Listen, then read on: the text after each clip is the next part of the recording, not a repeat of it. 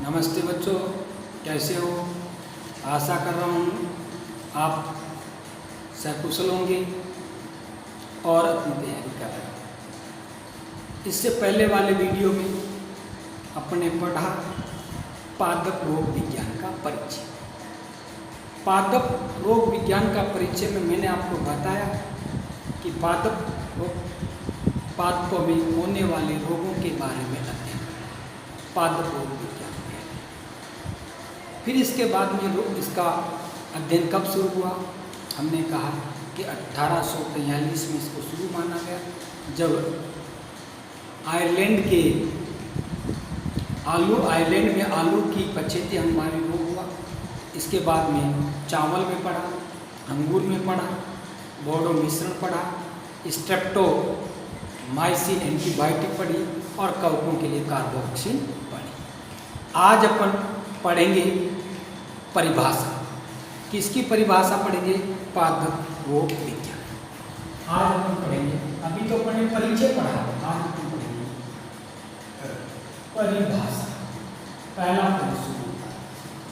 इससे पहले वाले वीडियो में केवल पाठ का परिचय, मेरे आधे घंटे का वीडियो था, लेकिन अब वो परिचय था, और परिचय जब समझ में आ गया तो परिभाषा समझ में आ गई, और जब परिभाषा समझ में आ जाएगी तो टर्मिनोलॉजी जो छोटे छोटे शब्द हैं उनके बारे में पढ़ लेंगे। तो परिभाषा, किसकी परिभाषा? पादप रोग। देखिए पहली चीज, तीन चीज, कृषि विज्ञान, दूसरा वनस्पति विज्ञान,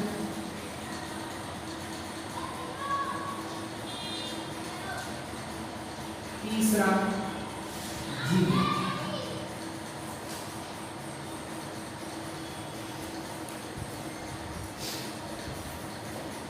किसकी बात कर रहा हूं? पादप रोग विज्ञान।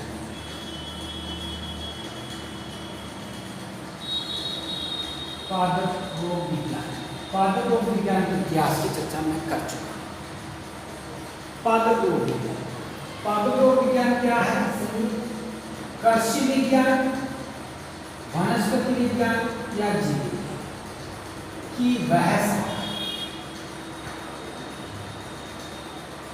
समझिए बेटे, क्योंकि रोग कृषि विज्ञान में नहीं होते, रोग वनस्पति विज्ञान में भी पढ़ते हैं, और रोगों की चर्चा जंतु विज्ञान में भी करते हैं। इसीलिए रोग क्या है, परिभाषा क्या है? कृषि विज्ञान, वनस्पति विज्ञान या जंतु विज्ञान की वह शाखा जिसमें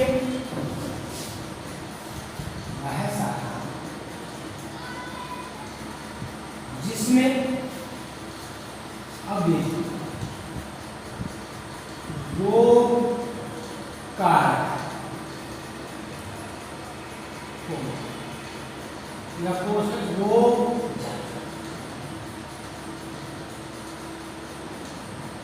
रोग के लक्षण,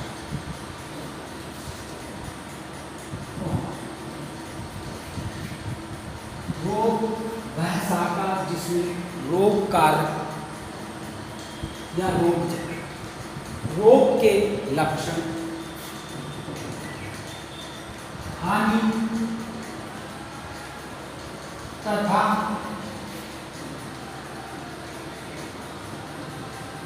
नियंत्रण व उपचार का अध्ययन करना,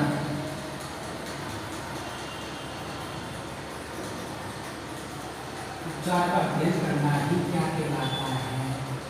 पादप रोग विज्ञान कहलाता है। इसे कहा बेटे पादप रोग विज्ञान। समझिए, कृषि विज्ञान की वह शाखा बोल दो या वनस्पति विज्ञान की वह शाखा।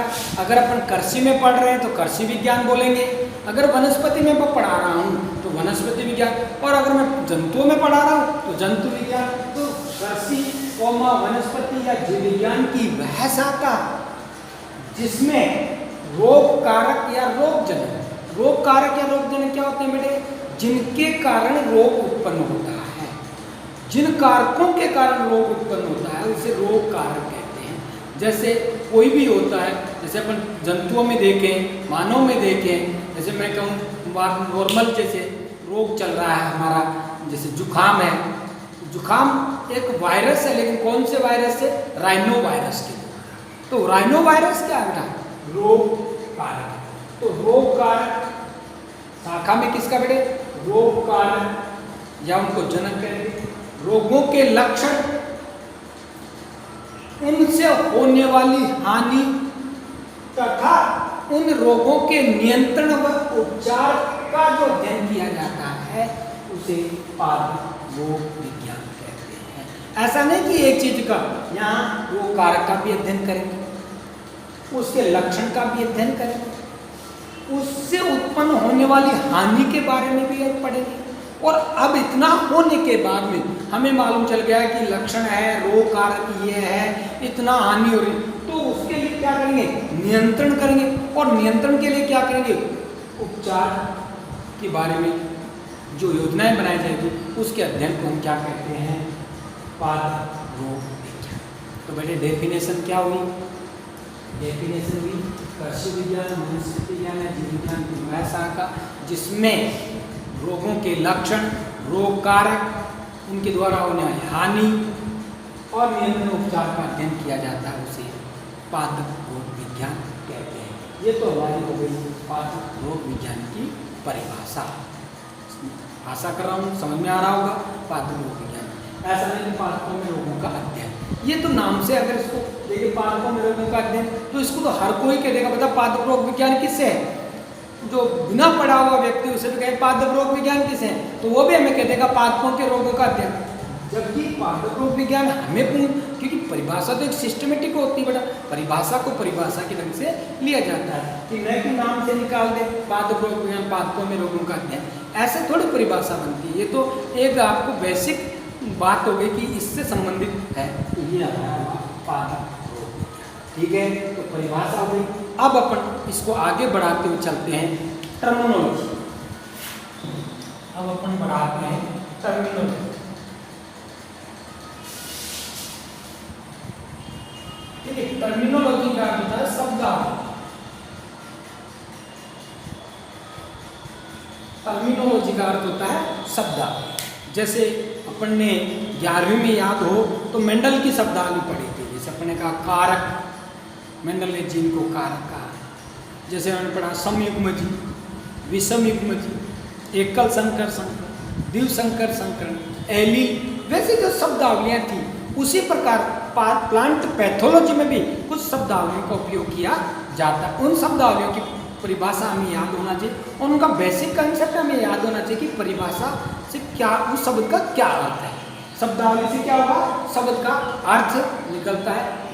बहुत कुछ एक शब्दावलियाँ हैं, इंपॉर्टेंट शब्दावलियों की मैं चर्चा कर रहा हूँ जो हमारे इस पाठ में आएगी या आगे भी हमें उनके बारे में अध्ययन करना है, इसलिए आप शब्दावली के बारे में पढ़ें। सबसे पहले शब्दावली में किसकी चर्चा कर रहे हैं? पादपों में रोग विज्ञान। तो सबसे पहले मैं कहूँ रोग किसे कहते हैं? पहली शब्दावली में लूँ तो रोग किसे कहते हैं? शायद आज तक कोई रोग की परिभाषा नहीं पढ़ा और नहीं जानता। रोग कहते हैं सर बीमार, बीमार रोग, यानी बीमार रोग को कोई परिभाषित नहीं हुआ, परिभाषा निश्चित। रोग किसे कहते हैं? रोग क्या होते हैं? जैसे बीमार पड़ना रोग नहीं, रोग की परिभाषा तो सुनिए पहली शब्दावली कौन सी है? रोग। इसे जंतुओं में भी रोगों में अपन उपयोग कर सकते हैं, इसे पादपों में भी रोगों में उपयोग कर सकते हैं। तो रोग क्या हुआ कि हानिकारक। रोग का मतलब क्या हुआ? यह एक हानिकारक प्रक्रिया है। रोग की परिभाषा आज पहली बार सुन रहे होंगे आप लोग, इसलिए समझिए यह एक हानिकारक प्रक्रिया है जो लगातार उत्तेजना के कारण होती है। रोग क्या है? एक हानिकारक प्रक्रिया। रोग से कभी कोई लाभ नहीं होता भाई कि आज साहब मेरे रोग हो गया, बहुत बड़ा मेरे को लाभ मिला है। रोग एक हानिकारक प्रक्रिया है। इस हानिकारक प्रक्रिया क्यों? क्योंकि लगातार उत्तेजना के कारण, उत्तेजना के कारण होती है जिसके परिणाम स्वरूप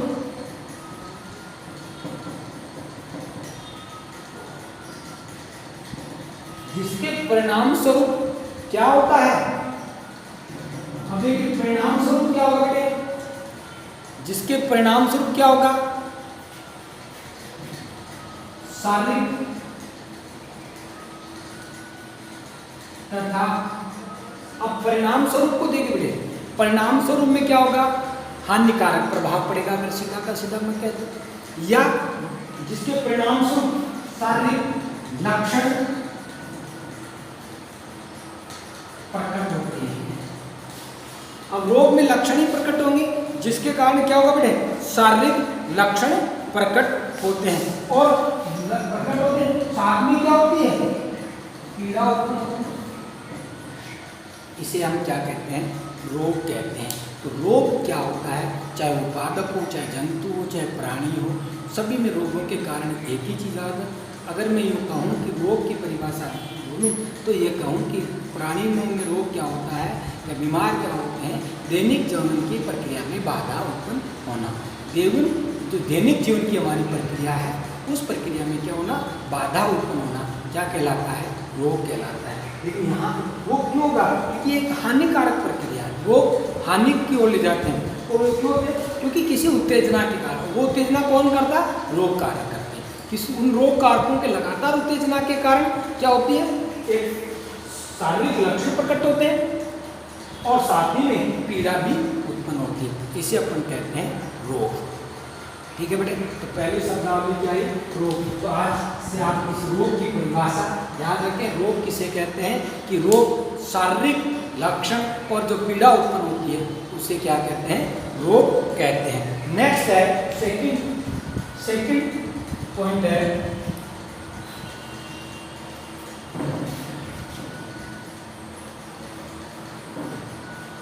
रोग का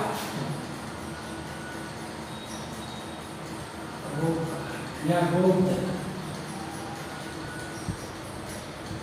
बहुत सारे रोग कारक रोग जिनको की चर्चा करेंगे हमारे जो कोर्स में। खरीफ की फसल के रोग, रबी की फसल के रोग, जायद की फसलों के रोग के बारे में जब हम पढ़ेंगे तो प्रत्येक के रोग जनक के बारे में जरूर चर्चा करेंगे। और रोग जनक क्या होते हैं? जिनके कारण रोग उत्पन्न होता है। मैंने बार बार कहा कि रोग जनक रोग का कारण होता है।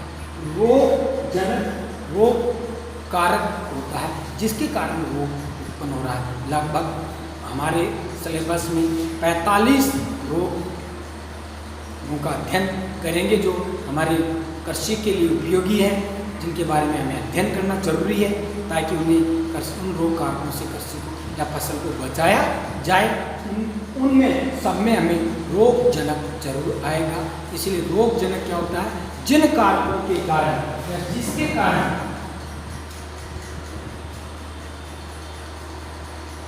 रोग उत्पन्न होता है,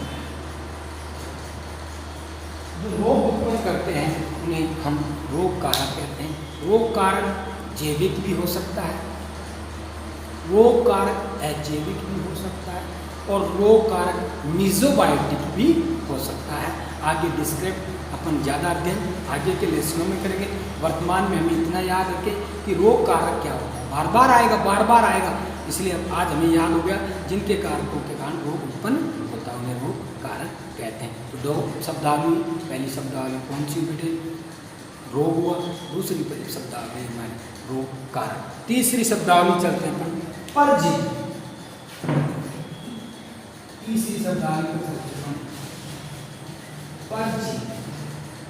और एक और ले लेते हैं, चौथा नंबर परपोषी। देखिए दोनों सिमिलर सी चीजें हैं, थोड़ा सा याद रखें। परजीवी, पर यानी दूसरों, जीव यानी जीव। वे जीव जो अपना पोषण दूसरों जीवों से प्राप्त करते हैं, यानी वे जीव जो दूसरे जीवों पर आश्रित रहकर पोषण प्राप्त कर वृद्धि और जनन करते हैं, उन्हें हम परजीवी कहते हैं। परजीवी वे जीव जो दूसरे जीवों पर, और परपोषी जो दूसरों पर आश्रित। वे परजीवी जो देखिए दोनों शब्दों में थोड़ा सा अंतर बढ़े। परजीवी मैंने क्या कहा? वे जो दूसरे जीवों पर निर्भर रहकर पोषण प्राप्त करते हैं तथा अपनी वृद्धि और जनन करते हैं, वो तो वे परजीवी। लेकिन परपोषी जो दूसरों से क्या कर रहा है, पोषण प्राप्त कर रहा है। परपोषी, पर यानी दूसरे, पोष यानी पोषक, कि दूसरे जीवों से अपना पोषण प्राप्त करता है उसे परपोषी कहते हैं। तो कितनी शब्द आ मिले, 4। पहला कौन सा हुआ, रोग। दूसरा कौन सा हुआ, रोगकारी।